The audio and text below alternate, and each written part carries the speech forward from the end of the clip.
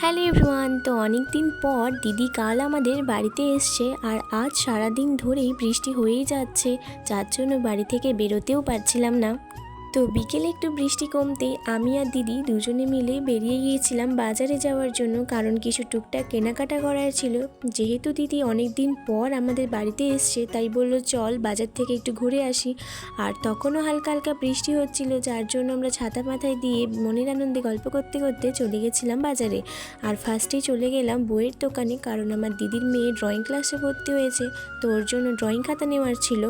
তারপর ওখান থেকে বেরিয়েই চলে গিয়েছিলাম জামার দোকানে, কারণ দিদি তার নিজের জন্য কয়েকটা কুর্তি নেওয়ার ছিল। যেহেতু সারাদিন বৃষ্টি হয়েছে যার জন্য প্রায় হাফ দোকানই বন্ধ ছিল, তাই বেশি দেরি না করে ওখান থেকে বেরিয়েই চলে গেলাম ফুচকা খেতে। আর ফুচকা খেয়ে দিয়েই হাঁটতে হাঁটতে আসলাম বাড়ি। আর এসে দেখি আমাদের পাড়াতে কোথাও কারেন্ট নেই, আর আমার ফোনেও বেশি চার্জ ছিল না, তাই ব্লগটা এখানেই শেষ করছি। বাই।